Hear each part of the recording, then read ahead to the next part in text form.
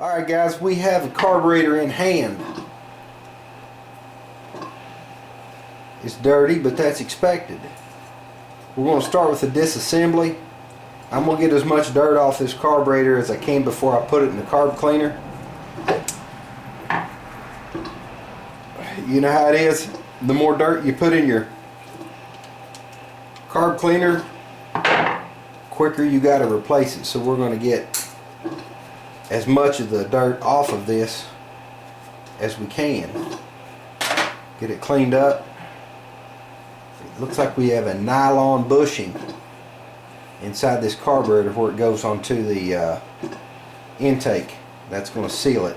I'll need to get that out of there before I throw it in the carb cleaner, and we want to do that carefully.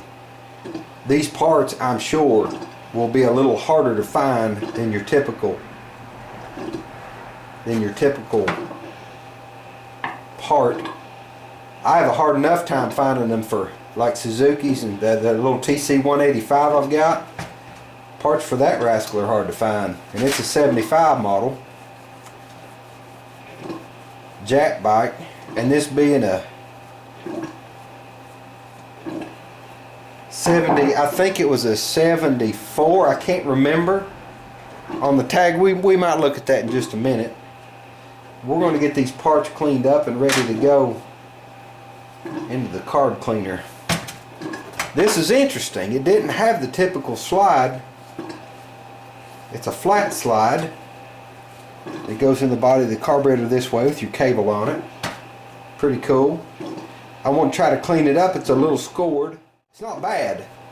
It's not bad. Just want to clean it up a little bit. Okay. Continue with the disassembly. I'm going to have to give me some nitrile gloves on this carburetor work. These big old leather gloves are too much. There's our mixture screw. Man, that looks good.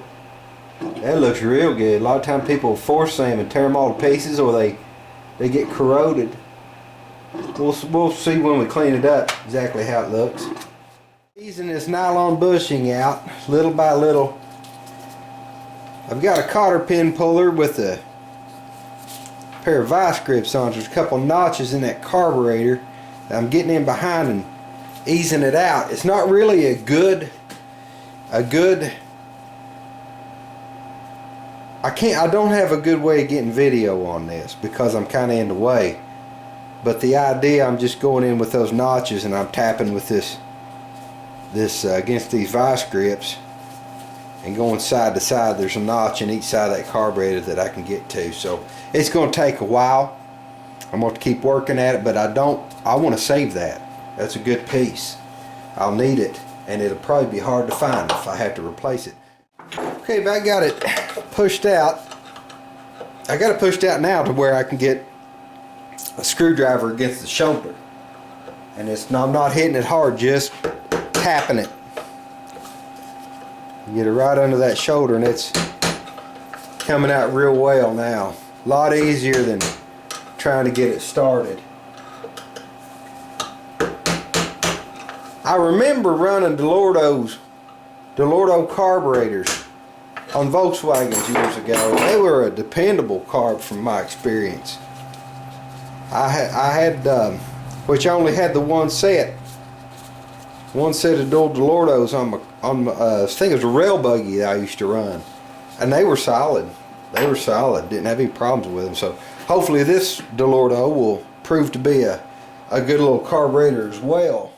Our needle valve is stuck solid. I'm soaking that with some penetrant.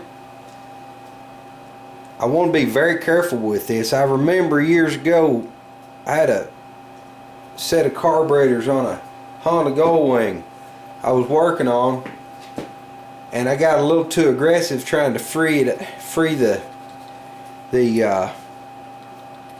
floats and needle valve assembly, and I got myself in some trouble by not being patient. I learned from that, I believe. So what I'm gonna do is let that soak a little bit and see if I can free that up. That needle valve is just, yeah, it is what it is. It's stuck. I'm gonna see if I can get these jets out of here. coming out good. We'll go ahead and let that soak a little bit. I'll pull these jets. Try to be smart about it. We've got, yeah, there's some dirt in it. There's some dirt in there. That jet, it's clear from the side, but down through the top you can see we got some junk there. Okay, we're making some progress. Let's get this float pin out if we can. Yeah, there we go. It's coming. All right. Very good. So we can slide that float. Oh yeah. That penetrant did us right. All right. We'll get this carburetor soaking. I've got a little more work to do. Little work to do here. We've had our bugs. Those old mud daubers, they've gone to work. We got a visitor. That's not TV. Yeah, it's gonna be on TV, man. This is Isaac. He come by with Darren. Darren's checking out the progress on this bike. We'll let Isaac see his stuff on the computer later. All right. Well, let's get our carburetor out of here and see how she looks. I'll let her have a real good soak. The carburetor wasn't bad. It could have been a whole lot worse. But you can see it's loosened. It's loosened up the junk off of there. I'm gonna clean it. I got my, which, you know, everybody has a different way of doing things. I believe there are wrong ways to do things, but I believe we all have a little bit of a different approach. I like these little, I'll use toothbrushes or a nylon bristled brush and scrub it. Scrub the junk off of there. Sometimes I've got picks, like those little, well, they're kind of like little dental picks, and get in every little passage that I can and clean it. You probably know all that. I guess I'm throwing that out there for those who are just starting. One thing I like about using the brake clean, guys, when I'm finishing up these carburetors, this carburetor looks pretty clean, but when you use the brake clean, one thing I found that it does, any little bits, it'll kind of chalk them up. I don't know if that's the right word to use for it. It turns the debris white, and you can see it really well. I've got a piece in this enricher circuit right here. The enricher valve goes there. This video isn't going to do it justice, but it revealed dirt in there that I could have easily overlooked. And these things are sensitive, man. That's having little pieces of dirt like that. You can see. Well, let me get a pointer. I think you can see it. There's little bits that have turned white on here, and those are easily overlooked if your eyes aren't real good, like mine anyway. I've got a lot of work to do on this carburetor yet. I've been clearing with these I've just got a little medicine bottle I keep full of these little pieces of wire. I've been cleaning on this carburetor for a half an hour using the brushes, the toothbrushes, so on and so forth, and I'm still not done yet. And this is soaked for 36 hours, so it's, you know, it's a big deal to me. If you're going to rebuild a carburetor and then you're going to suck up a little bit of something that's going to get in your needle valve or in a passage, it's just a big deal. It's a big deal. You can waste a lot of time when you take shortcuts. Okay, gang, I'm trying to make some headway on the bike. What we're going to do, we're going to stop on any of the work with the carburetor.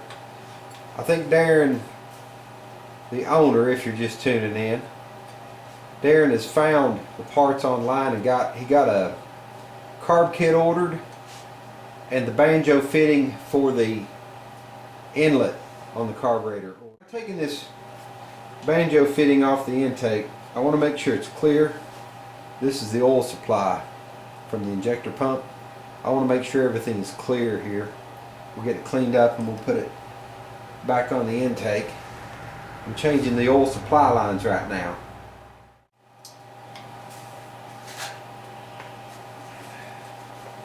See if we can get both of these screws broken loose. That one is, it's going to take a little work. A lot of times you can just wrap on the end of your screwdriver and wake that screw up. It'll come out for you. Don't know if this is going to do that or not. Now I'm going to have to get an impact driver on that one. There we go.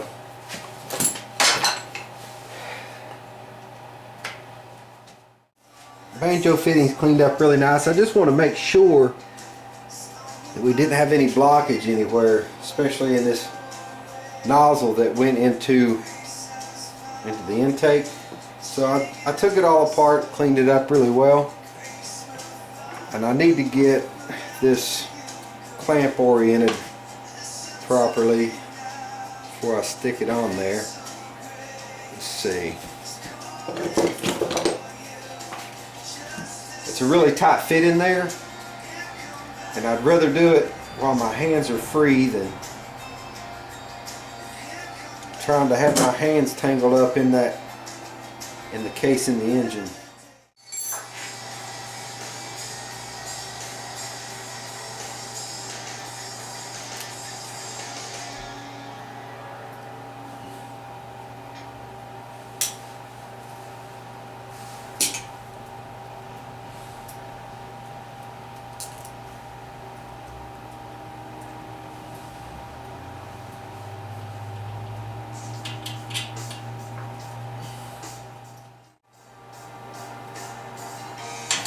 Alright, pretty happy with that. All we have to do now is get our supply ran, and we'll be done with this project. I'm going to go ahead and charge these lines. I just cracked the fitting from the supply, and you can see this line filling up. Once I get oil down to the pump, we're going to charge the other line. I got a little ahead of myself. I should have charged this line before I put the banjo fitting on, or the injector nozzle, that is. It's a banjo fitting, but at any rate, I want there to be plenty of oil at that injector pump when this bike starts. I've got it full now. Alright guys, we got some zip tie or oil supply lines, oil injector lines, whatever you want to call them. I'm going to clean that cover up a little bit, throw it back on. Hopefully Darren will be able to find the carburetor, get the carburetor parts in hand pretty soon, and we'll see if we can fire it up.